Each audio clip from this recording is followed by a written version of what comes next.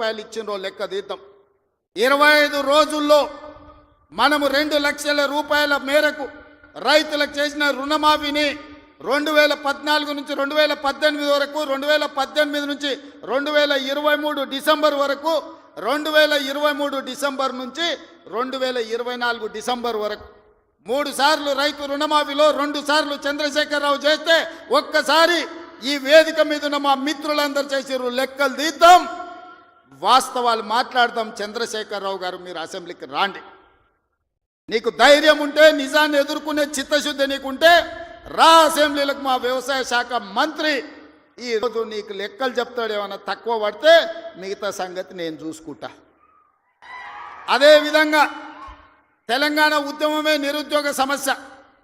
ఈ నిరుద్యోగ సమస్యనే తెలంగాణ రాష్ట్రాన్ని సాధించి వందలాది మంది బిడ్డలు ఆత్మ బలిదానాలు చేసుకొని సాధించుకున్న తెలంగాణలో 10 నెలల్లో నేను 50,000 ఉద్యోగాలు ఇచ్చిన ప్రభుత్వ ఉద్యోగాలను 10 ఏళ్లలో నువ్వు ఎన్ని ఇచ్చినవో లెక్క కట్టు, తలకాయ లెక్క పెడదాం.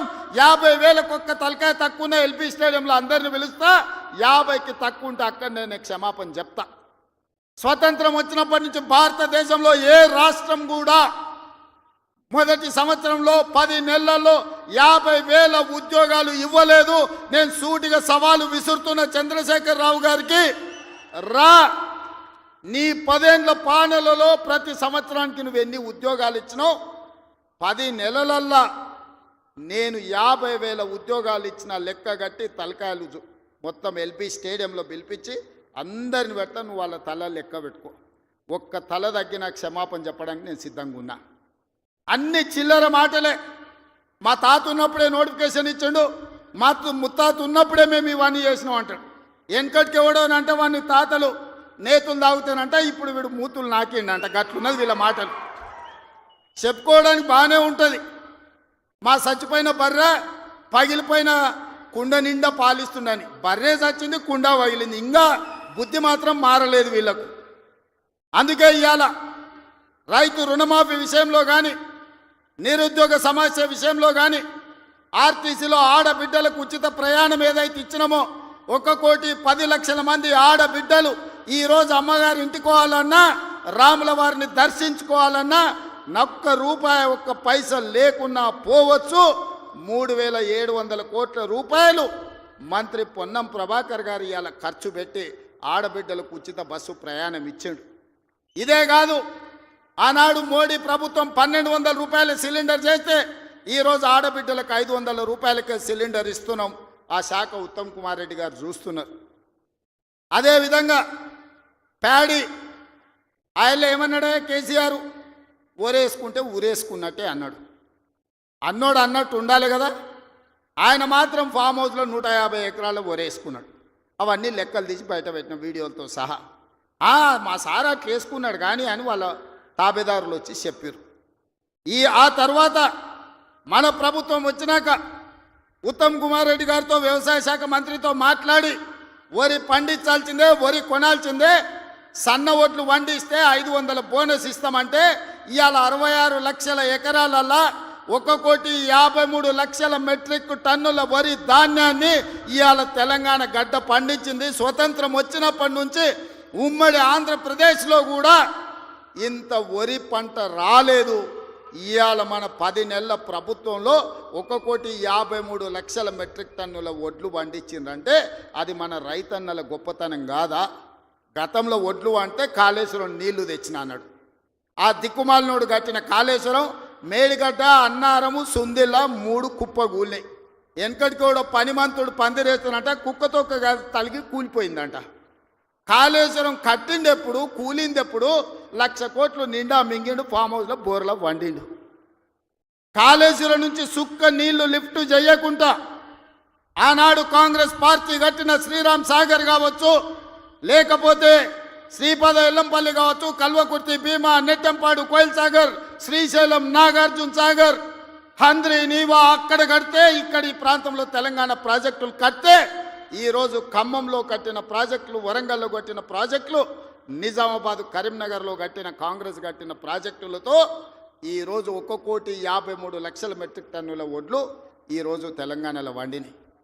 1,00,000 కోట్లు కాళేశ్వరంలో కాంట్రాక్టర్లకు కాలబెట్టిండు. పాలమూరు రంగారెడ్డికి 20,000 కోట్లు కాలబెట్టిండు, ఇంతవరకు సుక్క నీరు రాలేదు. కాళేశ్వరంలో 52,000 ఎకరాలకు ఇచ్చాడు.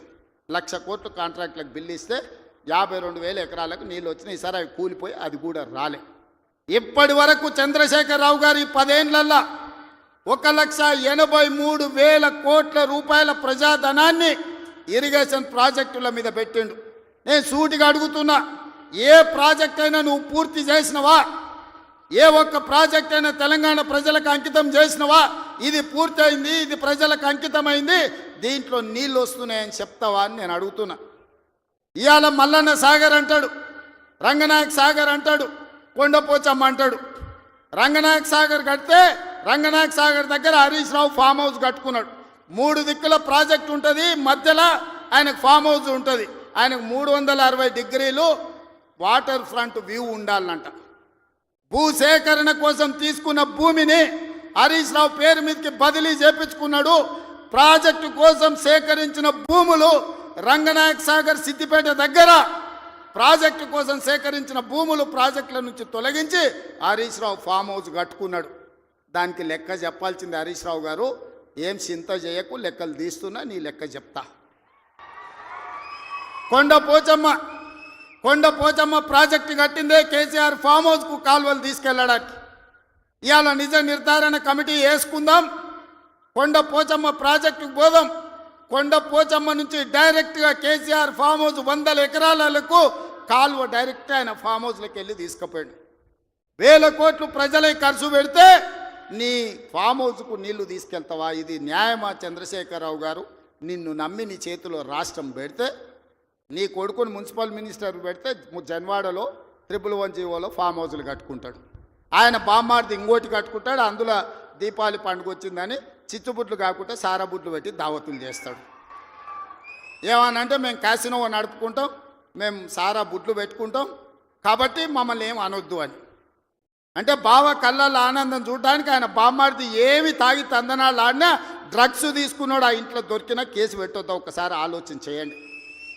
ఎంత సిగ్గు లేకుండా మాట్లాడుతున్నారంటే, డ్రగ్స్ తీసుకున్నాడు దొరికిండు కదనే వాడు మొత్తం అందా, అవును నేను డ్రగ్స్ తీసుకున్నాను వాడు ఒప్పుకుండు, డ్రగ్స్ ఉన్నోడు దొరికిండని వీడు ఒప్పుకుండు, కానీ వాడిని పట్టుకోవద్దంట పోలీసోడు. ఎందుకంటే మేము బీఆర్ఎస్ నాయకులం కాబట్టి మమ్మల్ని ఏమనొద్దని. ఈ రాష్ట్రంలో, ఈ దేశంలో బీఆర్ఎస్ వాళ్ళకి ఏమైనా కొత్త చట్టం ఉందా? ఇడిచిపెట్టాలా? ఊర్లో డ్రంక్ అండ్ డ్రైవ్ అని పిల్లలు ఇవ్వడానికి తెలిచో తెలియక తాగితే నోట్లో పుల్ల పెట్టి ఊదిచ్చి వాని బండి గుంజుకొని వాని పోలీస్ స్టేషన్లో పెట్టి వాని ఈపులు వలగొట్టి వాని దగ్గర 5,000 వసూలు చేస్తున్న సన్నాసి, నీ బామ్మార్ది డ్రగ్స్ తీసుకున్నాడు ఇంట్లో దొరికితే, అక్రమంగా ఫామ్ హౌస్ కట్టుకుంటే, వాని ఇంట్లో విదేశీ మద్యం దొరికితే వాని మీద కేసు పెట్టొద్దు అంటున్నావంటే చట్టం నీకోటి, పేదోళ్ళకి ఇంకొక చట్టమా అని నేను అడుగుతున్నా. ఇదా తెలంగాణ రాష్ట్రంలో 10 ఏళ్ళ అధికారంలో ఉన్న మీరు ప్రజలకు చెప్తున్నది? ఇవాళ అభివృద్ధి గురించి మాట్లాడతాడు. 75 ఏళ్ళనే నా కొడంగల్ ఎప్పుడో 1960లో మా పెద్దలు గురునాథ్ రెడ్డి గారి వేదం మీద ఉన్నారు. 6 సార్లు ఎమ్మెల్యే అయ్యాడు. ఎందుకో ఒక్కసారి కూడా వారిని మంత్రిని చేయలే గత ప్రభుత్వాలు. అచ్యుతారెడ్డి అని ఎప్పుడో 60లో ఒక్కసారి కొద్ది రోజులు మంత్రి అయ్యాడు. స్వతంత్రం వచ్చినప్పటి నుంచి ఈ రోజు వరకు మా కొడంగల్ నియోజకవర్గం మీద ఎవరు దయ చూపించలే, ఆ ప్రాంతం నుంచి ఎవరు మంత్రి కాలే. ఇవాళ ఆ ప్రజల కోరిక మేరకు నేను ఎమ్మెల్యేనై ముఖ్యమంత్రిని అయితే నేను ఆడ అభివృద్ధి చేయాలి, మా పిల్లలకు ఉద్యోగాలు ఇవ్వాలి, మా గ్రామాలు ఎడారిగా మారినాయని నారాయణపేట కొడంగల్ ఎత్తిపోతల పథకాన్ని మా నీళ్లు తీసుకెళ్ళనికే తాగనిక నీళ్లు లేక ఫ్లోరైడ్ ఉండి కల్తీ కళ్ళు తాగి ఆ కల్తీ కళ్ళుతోని పిచ్చెక్కి పిల్లల్ని మంచాలకు గట్టేస్తుంటే ఆ బాధ చూడలేక నారాయణపేట కొడంగల్ ఎత్తిపోతల ప్రాజెక్టు ద్వారా 1,00,000 ఎకరాలకు నా ప్రాంతానికి నీళ్ళు ఇవ్వాలని నేను ముఖ్యమంత్రిగా చేస్తే అండ్లా కాళ్ళ కట్టబెడతాడు హరీష్ రావు. ఇదే కాదు, ఇవాళ నేను 1,000-1,200 ఎకరాలు ఆడ భూసేకరణ చేసి తొండలు గుడ్లు పెట్టని భూములను ఇవాళ ఏదైనా ఏజో పారిశ్రామిక వాడ తీసుకొచ్చి పరిశ్రమలు తెస్తే మా పిల్లలకు ఉద్యోగాలు వస్తాయి, నా ప్రాంతం అభివృద్ధి జరుగుతుంది. నేను ముఖ్యమంత్రి అయినా కాబట్టి వాళ్ళకి కృతజ్ఞత తెలుపుకోవాలని నేను ప్రయత్నం చేస్తే కొంతమంది రౌడీ మూకల్ని తయారు చేసి పైసలు ఇచ్చి కలెక్టర్ని, ఆర్డీఓని, అధికారులందరినీ ఇష్టం వచ్చినట్టు కొట్టిరు. కొట్టి ఇప్పుడు మా మీద కేసు ఎట్లా పెడతారు అంటారు. ఉత్తోని పక్కింటోని చెంప మీద కొడితేనే ఇవాళ రేపు మన పిల్లల్ని నెత్తి మీద కొడితేనే వాడు 100కు డయల్ చేస్తుండు, మా నాయన కొడుతుండు, మా నాయనమ్మ కొడుతుందని. స్కూల్కి పోయే పిల్లగాడు కూడా ఇలా తెలివి వచ్చింది, నెత్తి మీద ఇట్లా అంటే వాడు 100కి డయల్ చేస్తుండు. అధికారులను కిందేసి కొట్టి చంపేదానికి ప్రయత్నం చేస్తే కేసులు కడితే మా టీఆర్ఎస్ వాళ్ళ మీద కేసులు ఎట్లా కడతారు? బరాబర్ మా టీఆర్ఎస్ వాళ్ళు ఇట్లనే దాడులు చేస్తారంటారు. నేను అడుగుతున్న చంద్రశేఖరరావు గారిని, నీ కొడుకు నీ అల్లుడు మాట్లాడే భాషను మీరు సమర్థిస్తున్నారా? భూసేకరణ చెయ్యొద్దా? తెలంగాణ రాష్ట్రంలో పరిశ్రమలు పెట్టొద్దా? మా IT and industry Sridhar Babu గారు రోజుకి 20 గంటలు పనిచేస్తూ ఈ రాష్ట్రానికి వేల కోట్ల రూపాయల పెట్టుబడులు తెచ్చి విదేశీ పరిశ్రమలను రప్పించి నిరుద్యోగ యువకులకు ఇంజనీర్లకు ఈరోజు ఉపాధి కల్పించాలని చేస్తున్న ప్రయత్నం తెలంగాణ రాష్ట్రంలో చెయ్యొద్దా? మీరు చెప్పండి. 10 ఏళ్ళు ప్రభుత్వం నడిపిన మీరు భూసేకరణ చేయలేదా? మల్లన్న సాగర్ల ప్రజల్ని ముంచలేదా? 14 గ్రామాలను మల్లన్న సాగర్ల ముంచలేదా? కొండ పోచమ్మ